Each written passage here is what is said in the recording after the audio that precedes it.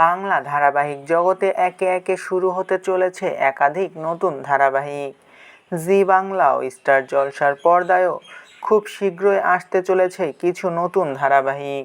Star জলসার পর্দায় আসতে চলেছে নতুন ধারাবাহিক রাধা মাধব, তো অন্যদিকে জি বাংলার পর্দায় আসতে চলেছে নতুন ধারাবাহিক ত্রয়ী, ইচ্ছাধারী নাগকন্যা, সতীপীঠ কালীঘাট ও বাঘিনী।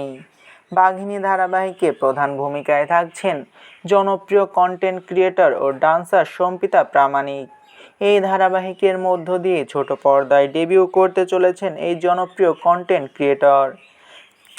24শে আগস্ট থেকে রাত 9টার স্লটে আসতে চলেছে সম্পিতা প্রামাণিকের এই নতুন ধারাবাহিক। এই ধারাবাহিকে সম্পিতা প্রামাণিকের বিপরীতে কোন অভিনেতা থাকছেন? প্রথমে জানা গিয়েছিল এই ধারাবাহিকে সম্পিতা প্রামাণিকের বিপরীতে প্রধান অভিনেতার ভূমিকায় থাকছেন জনপ্রিয় অভিনেতা রাহুল গাঙ্গুলি, যাকে এর আগে গীতা এলএলবি ও বৃন্দাবন ও বিলাসিনী ধারাবাহিকে অভিনয় করতে দেখা গিয়েছে।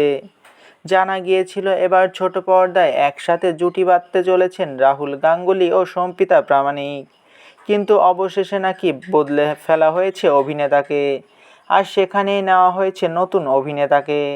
জানা যাচ্ছে এবার রাহুল গাঙ্গুলি নয়, বরং সম্পিতা প্রামাণিকের বিপরীতে প্রধান অভিনেতার ভূমিকায় থাকছেন জনপ্রিয় অভিনেতা সিদ্ধার্থ সেন, যাকে এর আগে ভোলে বাবা পার করেগা সিজন 2 ও ফাগুনের মোহনা ধারাবাহিকে অভিনয় করতে দেখেছে দর্শকেরা। আর এবার বাঘিনী ধারাবাহিকের মধ্য দিয়ে জি বাংলায় ফিরতে চলেছেন এই অভিনেতা।